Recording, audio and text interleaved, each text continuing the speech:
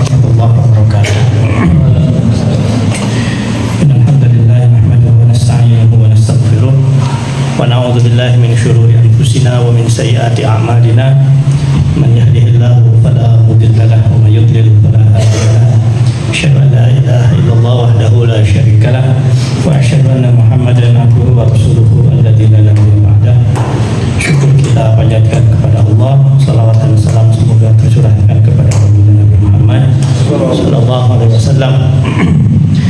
Alhamdulillah sudah 2 hari kita melakukan ibadah saum Ramadan. Insyaallah lebaran masih lama. Man lam takun bidayatuhu muhriqah lam takun nihayatuhu musyrifah. Siapa yang dalam suatu proses awalnya tidak membakar, tidak semangat, maka ujungnya tidak akan baik juga.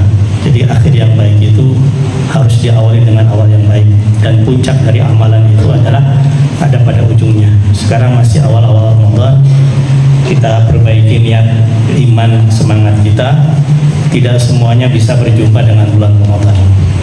Maka syukur terbesar kita kepada Allah adalah Allah masih karuniakan kepada kita nikmat iman dan nikmat Islam, dan kita memohon kepada Allah semoga nikmat tersebut Allah abadikan sampai ajal menjemput kita.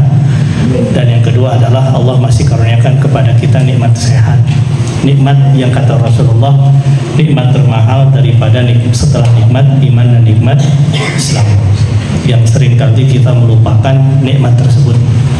Baru kita merasakan nikmatnya sehat kalau kita lagi sakit atau tahu keluarga kita yang sakit. Maka ketika kita masih sehat, syukuri itu. Nikmat materi itu nikmat kesekian.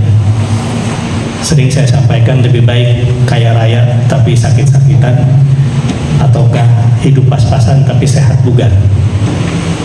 Lebih memilih sehat dan kaya raya. Itu pilihan yang tepat. Tapi kalau memilih di antara keduanya, sehat itu lebih berharga. Maka Ramadan kita masih Allah pertemukan dalam kondisi sehat walafiat, itu anugerah besar dari Allah Subhanahu wa taala. Maka syukur kita kepada Allah, kata Ibnu Qayyim, yang paling tinggi setelah ucapan hamdalah itu adalah kita menggunakan momen kesempatan yang Allah berikan untuk memaksimalkan ibadah kita kepada Allah Subhanahu wa taala. 12 bulan dalam 1 tahun, 11 bulan kita mungkin disibukkan dengan aktivitas kita sehari-hari. Ada 1 bulan yang Allah sediakan untuk kita lebih banyak berkhulwat dengan Allah Subhanahu wa taala. Alam ya'ni lil ladzina amanu an takhsha'a qulubuhum li dzikrillah wa ma nazala minal haqq, kata Allah. Bukankah telah datang masa kepadamu di mana engkau seharusnya lebih memperbanyak lagi mengingat Allah dan selalu bersama dengan apa yang benar yang diturunkan dari Allah, yaitu Al-Quran. Jadi Allah itu sebetulnya sudah memberikan masa-masa tertentu supaya kita lebih banyak berkhulwat kepada Allah.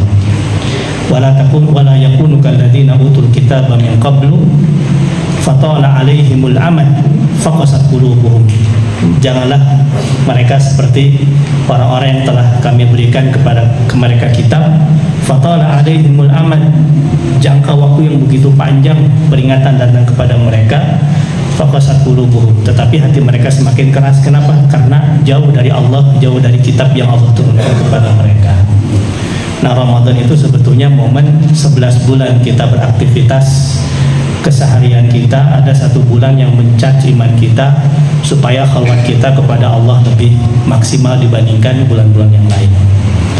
Memang kalau kita melihat dalam sejarah Rasul, banyak peristiwa besar terjadi pada zaman Rasul ya.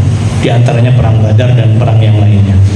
Tapi kalau kita melihat Rasul itu melakukan perang Badar itu karena memang bukan pilihan apakah perang ataukah tidak, itu adalah perintah. Maka mau nggak mau Rasul dan para sahabatnya harus turun berperang. Bahkan di antara 7 dosa besar, 1 di antaranya itu adalah al-firar yaum zahab, melarikan diri ketika perang sudah dideklarasikan. Orang kafir menyerang umat Islam, ketika itu wajib untuk membela, bukan pilihan mau atau tidak mau. Nah, sekarang itu bukan zaman perang.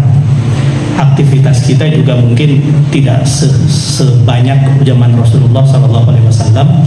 Maka kalau aktivitas kita sehari-hari bisa dikondisikan, dikurangi di bulan Ramadan ini, lebih banyak untuk hal yang sifatnya ukhrawi, khalwat dengan Allah, itu lebih utama. Karena kita bisa mengontrol waktu kita. Beda dengan zaman Rasulullah. Dulu perang bukan pilihan perang atau tidak, tapi itu adalah perintah. Toh nanti bulan Syawal sampai bulan Sya'ban lagi, aktivitas kita akan banyak lagi untuk urusan tanda petik duniawi. Nah, Bapak Ibu yang Allah muliakan, maka inilah kesempatan yang berharga supaya kita lebih dekat kepada Allah, berkhalwat dengan Allah Subhanahu wa taala. Tentunya yang paling utama adalah hubungan vertikal kita dengan Allah Subhanahu wa taala, tapi itu saja tidak cukup. Hubungan horizontal juga harus diperbaiki. Suatu saat Rasulullah pernah bertanya kepada para sahabatnya, "Man asbaha minkumul yauma sha'iman?" Siapa di antara kalian yang hari ini saum?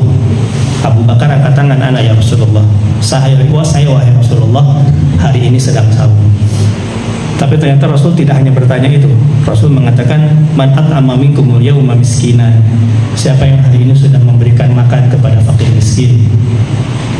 Abu Bakar angkat tangan lagi, "Ana ya Rasulullah." Saya wahai Rasulullah.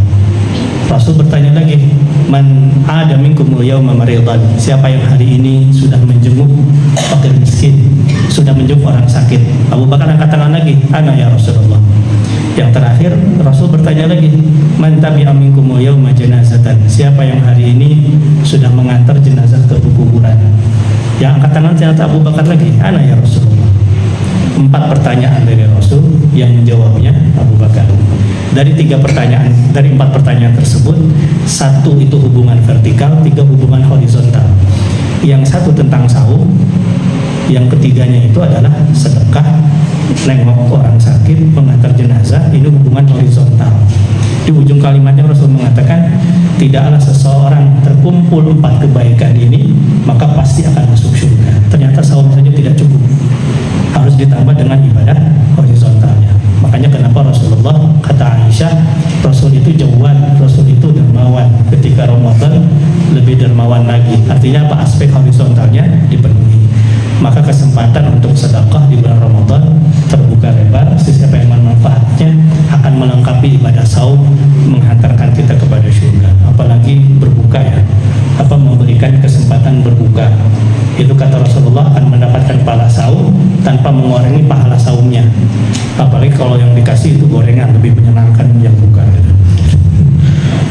Nah, Bapak Ibu yang Allah muliakan, ini adalah Ramadan. Perbaiki kita hubungan kita dengan Allah. Banyak orang yang sudah tidak bisa lagi berjumpa dengan Ramadan ini.